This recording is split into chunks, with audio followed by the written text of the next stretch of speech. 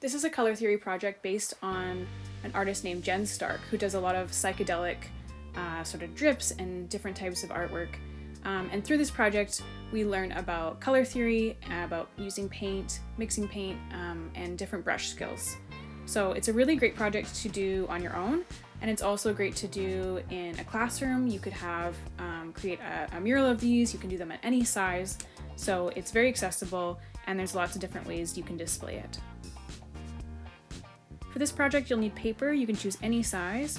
You'll need the primary colors, blue, red, and yellow, a bit of water, and some good brushes. You can choose a larger brush. So I have this large square one, and then a smaller brush for the more detailed areas.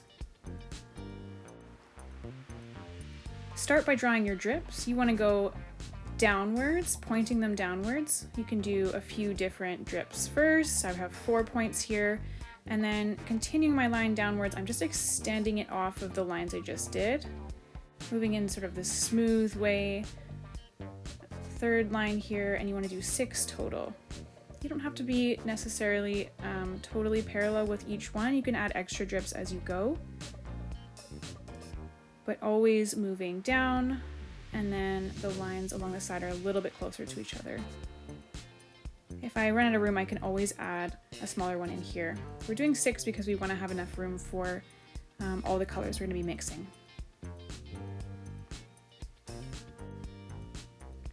First thing I'm going to do is take a little bit of blue. We're going to start with the primary colors. So this is really just about brush work here. So you're just going to pull the paint with your brush, pulling towards your hand. You never really want to push it away from your hand. You want to be pulling it down. And when you run out of paint or it starts to look a little hairy, you just go back in and grab some more paint. So I'm just pressing that paint into the edge. I'm dragging it along the edge of that line, keeping it nice and neat. Rotating my hand if I need to pull it upwards. And then any extra paint I'm pulling back out into the drip to fill out the rest of my page. So I can just keep going back in. It's nice to have a good amount of color when you're doing this. Just following that edge, taking my time. I can rotate my paper too if I find that easier. Here, because it's smaller, it's working okay. And I just do that for both sides of my blue.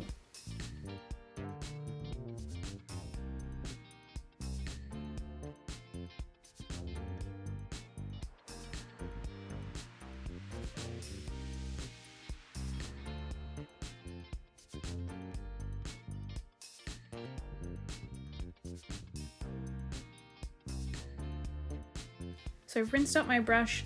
Now I'm going in, I'm skipping one drip so I can let the space between the two be empty for now because I want that blue to dry. So I'm gonna skip over to the red, and I'm doing the exact same thing, practicing my painting along the lines, nice clean lines, loading up my brush with paint, not loading it too much where it touches that silver part of my brush, and then just carefully finishing all these different areas and filling in anything that I might have missed.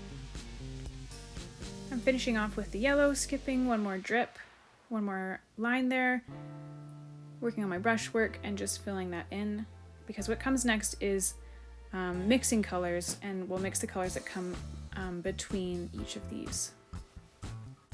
So you can see here what the purple looks like between the blue and the red, which is are the 2 colors that we use to mix purple, blue and red.